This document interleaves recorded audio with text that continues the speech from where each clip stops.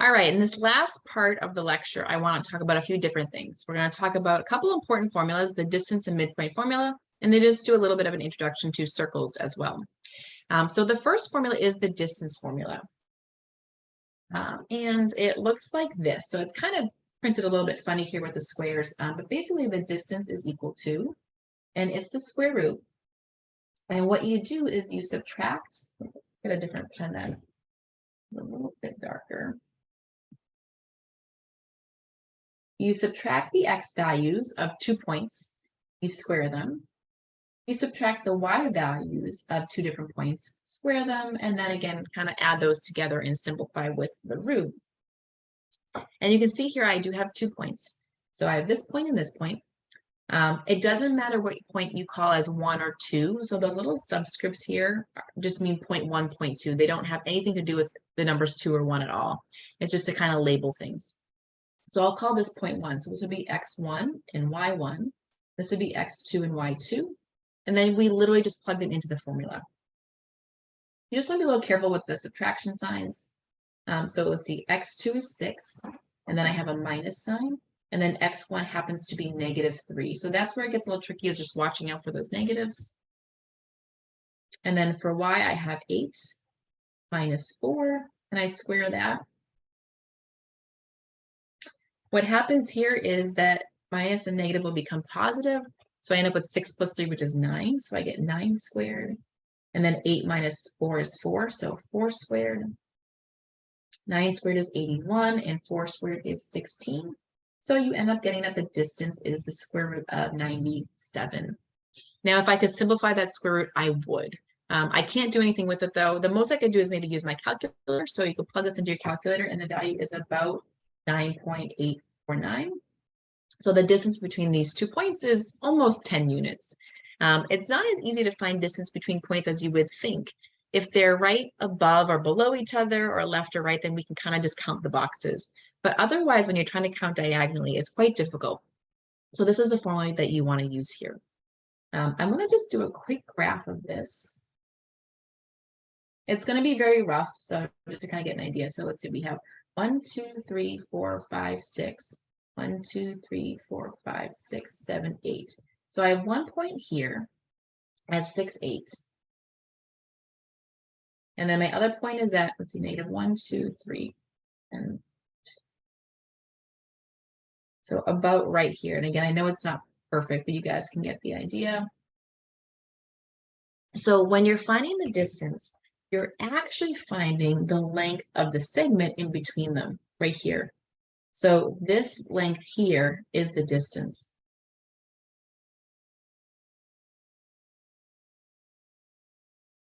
And that's actually just a nice application. So you may be like, well, why would I ever need the distance between 2 points?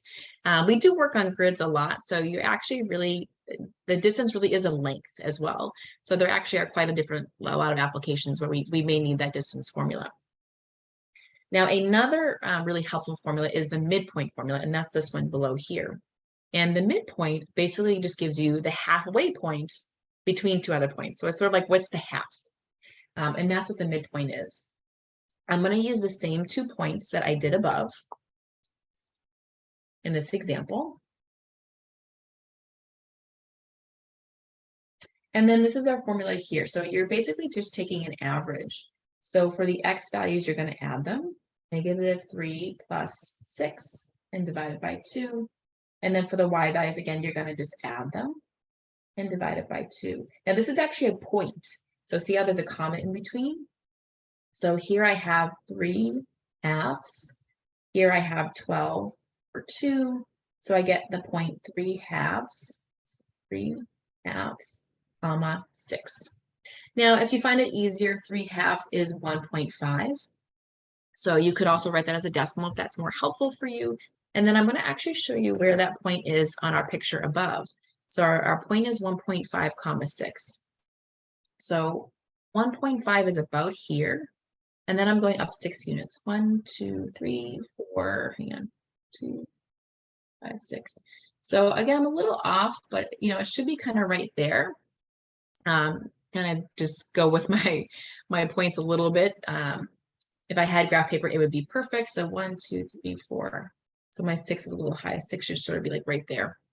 But that midpoint ends up being right in the middle of our line segment.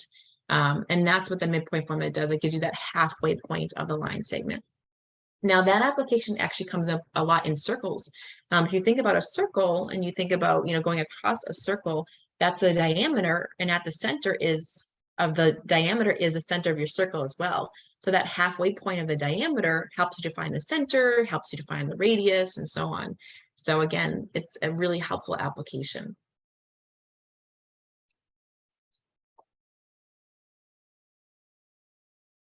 All right, and that sort of brings us to our last piece here, looking at circles. So a circle is a set of all points that are a fixed distance r, which is the radius, from a center, and we use hk for the center. The standard form of the circle with radius r looks like this. Again, it's a little bit hard to read with the way it printed. So you have x minus h squared plus y minus k squared equals r squared. And you want to remember that hk is the center of the circle and r is the radius of the circle. Now, we tend to use hk pretty common for centers of things or like a key point in something. You'll see it used as a vertex when we do quadratics as well. So hk represents the center. H is the x value and k is just the y value. So if we want to find the equation of a circle with radius r and center 2, -1, I can take my general form here and notice that, okay, well, my radius is 4. And if my center is 2, -1, then my h is 2 and my k is -1. And I can go ahead and just plug those in. So x minus 2, y minus -1, and then equals 4 squared. And I can clean it up a little bit. So I have x minus 2 squared. These two negatives become positive. Y plus 1 squared equals 16. And here is a really quick equation of a circle. There are different forms of circles. So this is called in standard form. You could also multiply all this out. So if you wanted to multiply those squares out and FOIL that, you could, and that would give you the general form of a circle. So here we can just leave it in standard form. You can go the other way as well. So if you have an equation, you can backtrack to find the radius and the center, which is also really helpful. So I'm just going to rewrite this. And the way I like to do it is I like to write the example, and then I like to write the general equation right underneath it.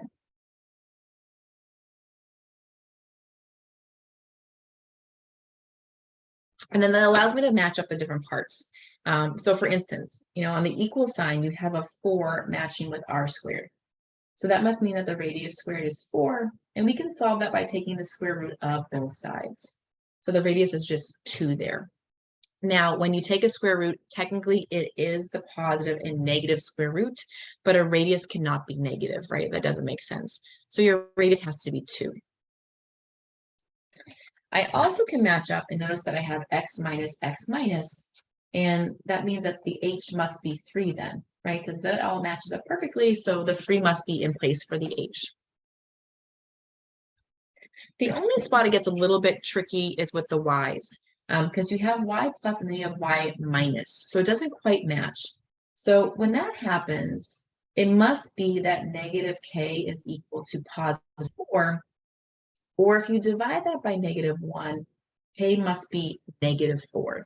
And this happens quite a bit. So if you find that everything is almost the same, but the sign is off, then the value is not 4, it's going to be -4 instead. So here I can now see that the center of my circle is at 3, -4, right? Using the h and the k. And the radius is 2. And I can use that to graph. So what I'm going to do first, I'm going to find my center of 3, -4, which is right here. And then my radius is 2. So basically we're going out 2 units from the center in all directions. So what I can do is I can go from my center and count 2 units up, 2 units right, 2 units down, and then 2 units left. I don't really want to count diagonally because it's very hard to count diagonally with boxes boxes, I usually just count up, down, left, and right, and then you can kind of just freehand and draw in that circle. So this is what your graph look like. Now, the graph of the circle actually does not include the center. So I didn't do it in pencil, but I should actually technically erase that afterwards, and it's just the outer circle. We do need the center to help us graph it, but the center is technically not on that equation, right? It's not on the outside of the circle there. So it's just the outside circle that we are graphing. Now you can do this with technology as well. Again, my favorite is Desmos. So I can just go into my Desmos app, and I'm just going to type in the equation as it's given to me. So I'm going to use parentheses and do x minus 3 and square it. And then again, when I go to the next piece, I'm just following it exactly as it is. Y plus 4, close parentheses, squared, and then equals 4. And there's my circle. So you can see, you can blow it up and, just see how it looks. Does it look like it compares to ours? It looks pretty good.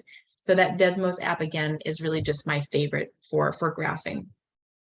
You can graph using the TI-8384 calculator.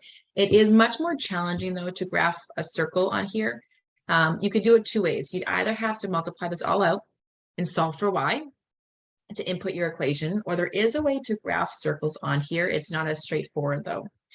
So you have that draw feature there.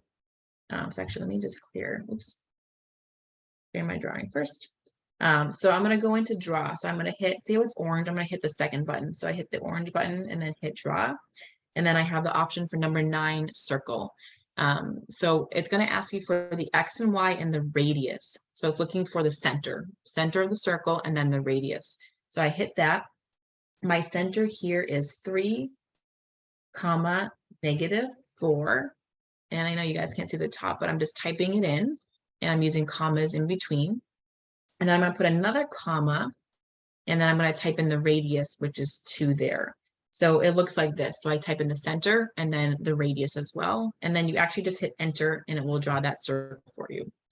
Now, one thing I want to point out is the TI-84 does not always look square like this. It oftentimes, let me